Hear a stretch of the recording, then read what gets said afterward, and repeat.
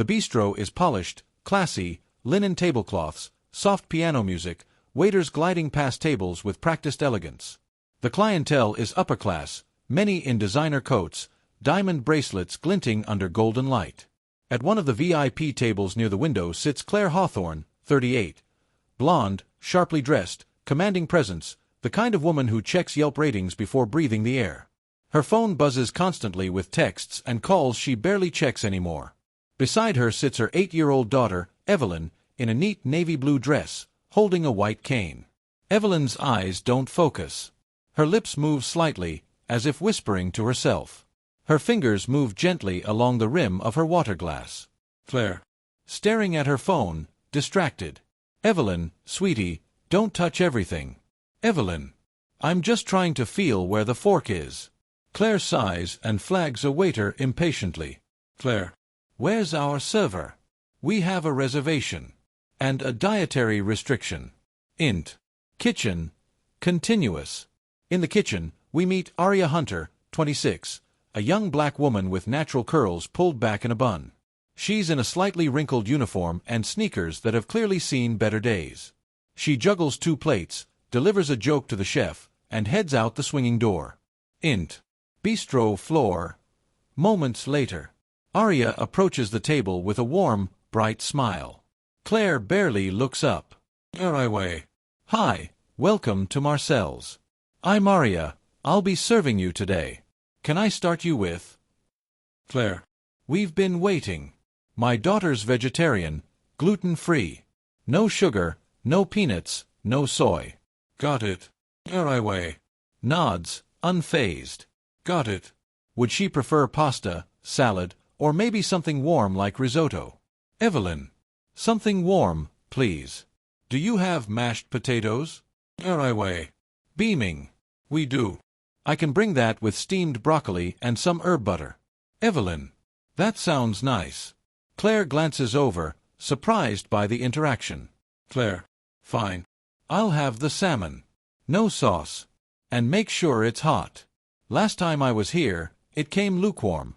Aria scribbles the order, bows politely, and walks off. Int. Kitchen. Moments later. Aria breathes. She opens her phone briefly and looks at a picture of a young boy in a hospital bed. Her expression softens, then hardens again as she slips the phone away. Int. Bistro floor. Later. Aria brings out the food. Evelyn perks up, sniffing the air. Evelyn. Is that garlic? Anyway. Yup. Garlic and rosemary. It's the chef's favorite. Want me to help guide your hand to the fork? Evelyn. Yes, please. Claire looks up sharply. Claire. She can do it herself. Aria gently guides Evelyn's hand anyway. Evelyn smiles. Evelyn. I like her, Mommy. Claire. To Aria, curt. That'll be all. Thank you. But Aria doesn't leave. She watches as Evelyn awkwardly fumbles to find the edge of her plate, nearly knocking the broccoli to the floor. Her mother keeps scrolling through her phone, sipping wine. A beat. Aria kneels beside Evelyn without asking. Anyway. Wanna try this bite first? Just so you know where everything is. She carefully holds a fork near Evelyn's mouth. Evelyn accepts it. Evelyn. That's really good. Claire sets down her glass, staring. Claire. Excuse me. What do you think you're doing? Anyway. Just helping her get started. Sorry if that's not. Claire. I didn't ask for that. I'm perfectly capable of feeding my daughter. Evelyn. But you weren't. A moment of awkward silence. Claire. To Evelyn, tight. That's enough. Aria nods, backs off, and vanishes back toward the kitchen. Int. Bistro. Later. Claire eats silently, visibly irritated. Evelyn takes tiny bites, carefully mapping her plate like a puzzle. When the check comes, Claire leaves a tip that's moderate at best. As they leave the bistro, Evelyn stops at the door. Evelyn. Is she still here? The nice girl. Claire. No, she's busy. Let's go. Int. Bistro. Kitchen area. Same time. Aria leans against the fridge, reading a text on her phone. Text from Doctor says Quincy needs another scan. They're not sure the treatment is working. Arya exhales shakily and starts cleaning up the dishes. EXT. Upscale apartment building. Night. Claire's town car drops her and Evelyn home. The luxury lobby sparkles with marble floors and ambient lighting. As they step in, Evelyn speaks softly. Evelyn. Mommy. Why don't you ever help me the way she did? Claire doesn't answer. She just presses the elevator button. Claire walks into her sprawling penthouse, tossing her handbag onto the marble island. The place is pristine, styled like a catalog, white furniture, chrome fixtures, a skyline view. Cold. Evelyn takes slow, careful steps behind her, her cane tapping lightly on the floor. Evelyn. Can I go to my room? Claire. Finish your homework first. Evelyn. I already did it. Miss Arya helped me understand the fractions on the menu. Like the broccoli was 1/4 and... Claire. Interrupting. Arya is a waitress, Evelyn. She's not your tutor. Evelyn. She listened. Claire closes her eyes. The guilt seeps in, but she shoves it down. Claire. To herself. I listened. You just didn't notice. Int. Arya's apartment. Bronx, night. Tiny. A second-hand couch. A flickering lamp. A sink full of dishes. Arya walks in, removes her shoes, and drops her tips into a jar labeled Quincy's Hope. From the bedroom, a soft child's voice calls. Quincy, OS. Rhea. Are I way? Yeah, baby, it's me.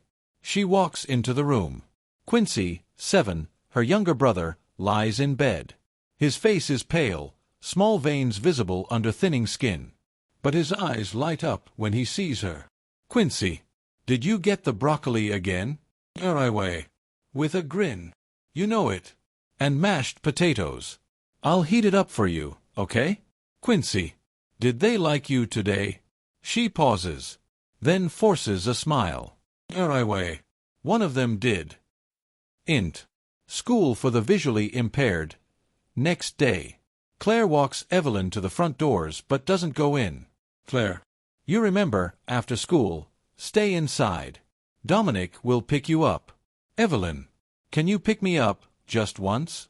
Claire stiffens. Claire. I have meetings, sweetheart. Evelyn. I know. Claire touches her shoulder, then leaves. Evelyn stands quietly, tapping her cane, then walks inside. Int. Bistro, lunch rush. Arya balances 3 plates while managing a rude table complaining about wine temperature. She handles it with practiced calm. Manager James, 40s, pulls her aside. James. Hey. Remember the lady with the blind kid? She made a reservation for Thursday. Special request. You. Are I way? Surprised. Seriously? James. Guess you made an impression. Arya tries to hide her anxiety behind a tight smile. Int. Claire's office. Downtown, day. Claire is in a boardroom, surrounded by executives. PowerPoint. Pitches. Charts. But she isn't focused. Her mind drifts. In her mind, she sees Evelyn's face when she said, she listened. She snaps back to attention when her assistant leans in. Assistant. Ma'am. Your 2:30 is waiting. Int. Bistro. Thursday, lunch. Claire and Evelyn arrive. Arya is already standing near their table, composed but warmer than before. Are I way? Welcome back. Evelyn. Hi, Arya.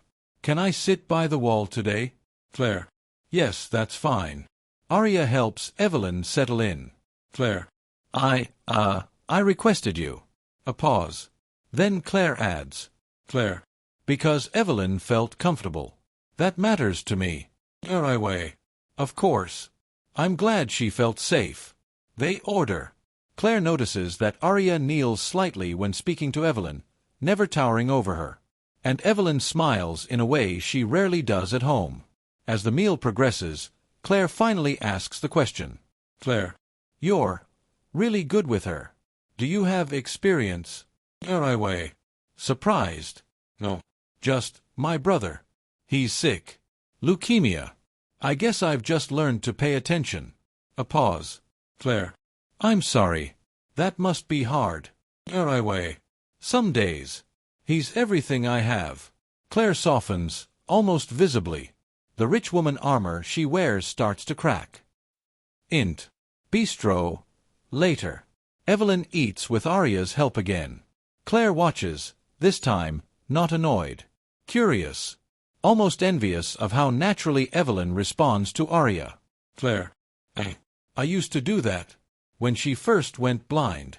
Every bite, every button on her dress. I did it all. But then she wanted independence. And I thought, maybe if I stepped back, she'd find her own strength. Anyway.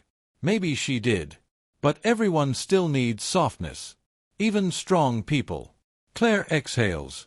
She hadn't realized how lonely she sounded. XT. Claire's apartment, night. Evelyn hugs Arya goodbye before stepping into the town car. Evelyn. Thank you for the potatoes. And the stories. Arya smiles. Anyway. Thank you for making my shift better. Claire stands there for a moment. Claire. Do you babysit? Arya blinks. Anyway. Sometimes. Why? Claire. We're going away for the weekend. I'd pay well. Evelyn clearly trusts you. Arya hesitates. Anyway.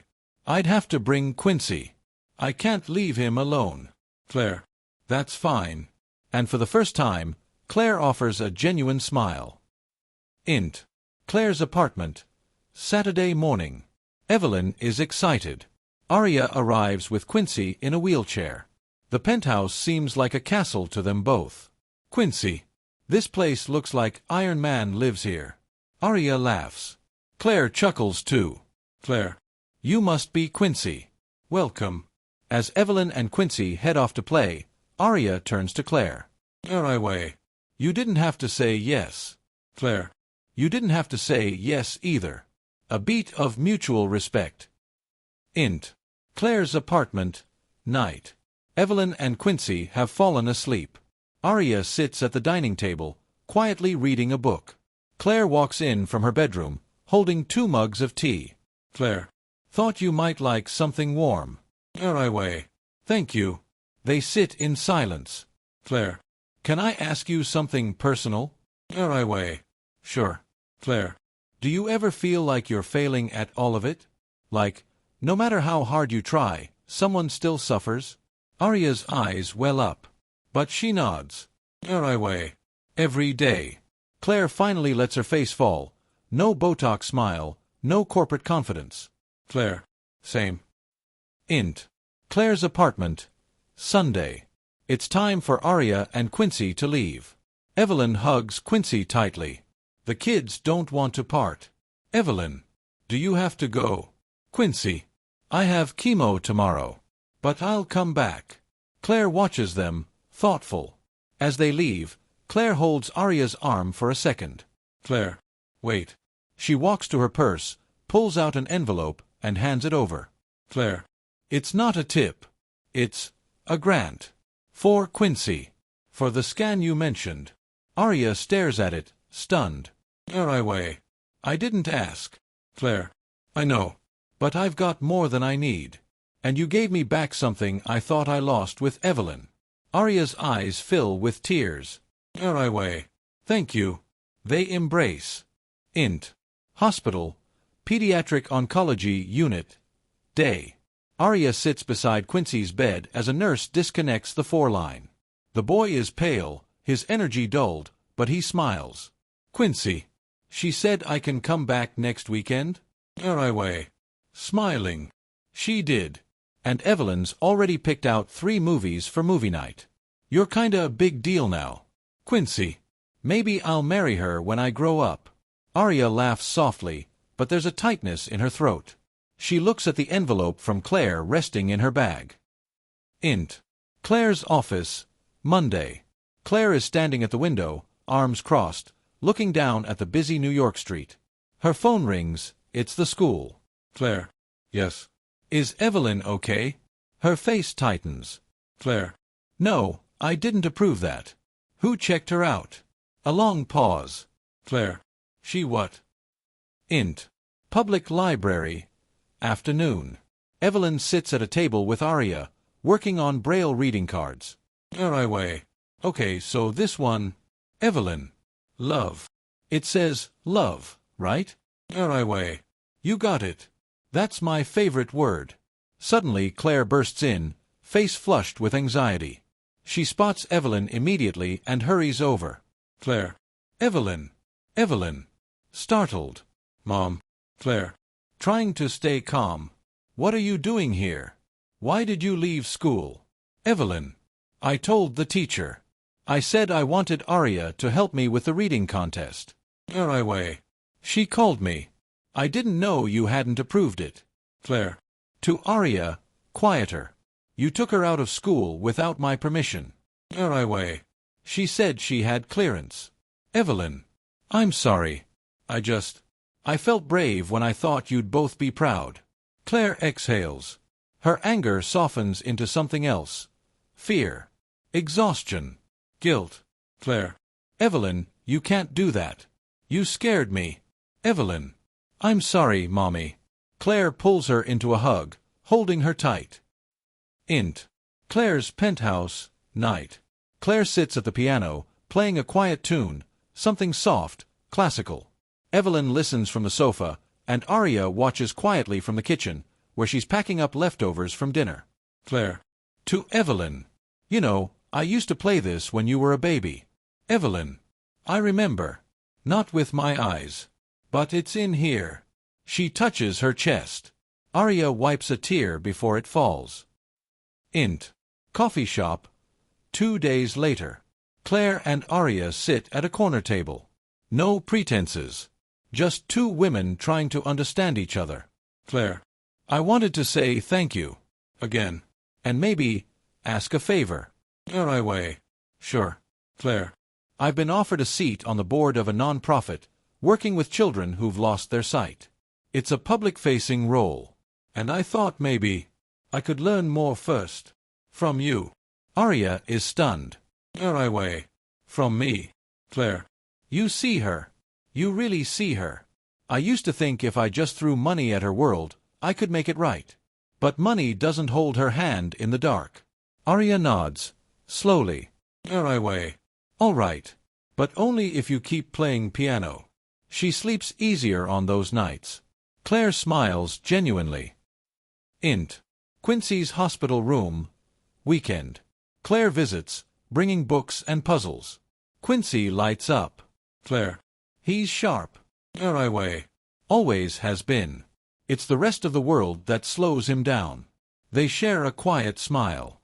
Claire. The hospital bills. What's still pending? Aria tenses. Way. Please don't. Claire. This isn't charity. It's investment. You changed my daughter's life. Let me help change his. Aria fights back tears. This offer feels different. Less pity, more partnership. Int. Non-profit fundraiser. 2 weeks later. Claire stands at a podium, poised but emotional. Claire. My daughter lost her sight 2 years ago. I thought I was supposed to be strong for her. But what she really needed was someone soft enough to hold space for her world to shift. She glances at Aria in the audience, who's sitting next to Quincy and Evelyn. Claire. Aria taught me that. Polite applause ripples through the crowd. Afterward, a major donor approaches Claire. Donor. That was heartfelt. And that young woman, Aria, is it? Incredible story. Is she available for mentorship roles? Claire. She's more than available. She's the future of this organization. Int. Claire's apartment. Same night. Everyone's there. Evelyn, Quincy, Aria, Claire. Pizza boxes on the table. A movie projected on the wall. Laughter fills the room. Evelyn and Quincy are snuggled under blankets, heads resting side by side. Claire pours tea for her and Aria. Way. They're good for each other. Claire. So are we. They sit together, not as employer and waitress, but as women. Friends. Mothers. Way. You ever think about how strange life is? Claire. All the time. Way. Like, if Evelyn hadn't asked for mashed potatoes. Claire. I would have missed meeting the one person who taught me how to be a better mom. A beat of silence. Then Claire raises her mug. Claire. To mashed potatoes. Way. To seeing with your heart. They clink. Int. Non-profit headquarters. Spring morning. A clean, modest office space. A plaque on the wall reads, The Evelyn Project, Empowering Young Blind Voices. Arya stands at the front of a small classroom, guiding 3 blind children in using sensory tools. Behind her, Claire watches silently, hands folded. She's no longer wearing designer labels, just a warm smile and flats. Way. Okay, now tell me, what do you feel in that box? Not what you think it is. What do your fingers say? Little girl. Soft. Kinda like my cat. Way. Yes. That's velvet. Claire steps forward during the applause. Claire. Sincerely. We have a lot to learn from kids who don't see the world the way we do. She catches Arya's eye. They exchange a nod. Int. Small local radio studio. Day. Arya sits for a recorded interview. The host adjusts her mic. Radio host. Today we have Arya Brooks, co-founder of the Evelyn Project and mother of Quincy, who recently finished treatment. Arya, can you tell us how all this started? Way. Slight smile. It started with mashed potatoes. Host. Wait, what? Way. Laughing. A rich woman walked into the diner I worked at, and her blind daughter needed help. I didn't know it then, but we were both starving for something we couldn't name. Host. You and the mom. Way. Yes. Claire and I were strangers. Opposites. But somehow, broken in the same shape. Int. Quincy's school. Afternoon. Quincy stands at the front of his class, nervously holding a piece of paper. Quincy. My hero is Arya Brooks. She's my mom. And she helps blind kids, even though she couldn't afford shoes sometimes. She taught me that being brave means helping someone even when you're tired. And I think that's the bravest thing anyone can do. The teacher wipes her eyes. Teacher. That was beautiful, Quincy. Claire, seated beside Arya in the back, leans over. Claire. You know you're raising someone who's going to run the world, right? Way. He'll have to fight Evelyn for it. They share a laugh. Int. Claire's home. Night. Evelyn sits at the piano, playing by touch. She's gotten better. Notes float gently in the air.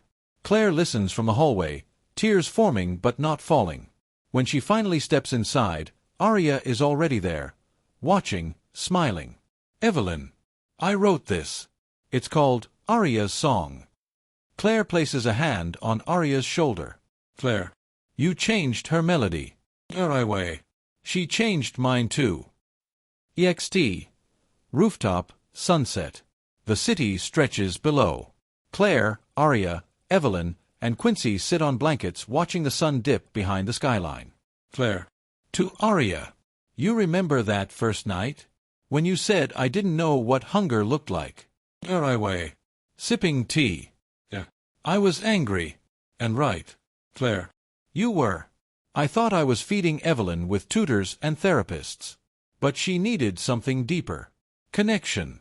Someone who saw her. Way. You started seeing her, though. You let her world change yours. A pause. Claire. Thank you for forgiving me. For letting me in. Way. We all need someone to open the door. Even if it's with mashed potatoes. They both laugh. Int. Hallway outside an elementary school. 6 months later. Arya pins a Volunteer of the Year badge onto her jacket. She's smiling, calm, confident. A reporter walks beside her. Reporter. And you really started out as a waitress? Way. Single mom, 2 jobs. No college degree. Just stubborn love and an open heart. Reporter. What would you tell the version of you from 2 years ago? Arya pauses, thoughtful. Way. I'd say, don't give up. Someone's miracle is waiting at your table. Int. Claire's penthouse. Kitchen, night. Now modest, cozy. Evelyn helps Arya stir sauce while Quincy sets the table. Claire. looking around. How did this become our life? Anyway, because we let people in. Claire clinks her glass gently. Claire. To second chances. Anyway.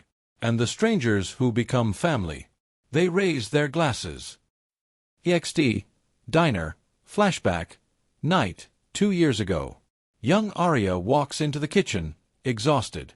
Her manager yells something about orders being late. Her apron is stained, her feet ache. She walks out with a plate of mashed potatoes, heading to a small girl tapping her fingers anxiously. As she kneels down, young Claire. Don't touch her. She's blind, not broken. Young Arya's lips tighten. She nods, but still sits down beside Evelyn and begins to help her find her food. Fade to EXT. Same diner, present day. Now with a plaque outside, in honor of where vision truly began. Quincy and Evelyn stand in front of it with Claire and Arya. Arya reads aloud. Anyway. Sometimes, the world doesn't need you to see clearly, it just needs you to feel deeply.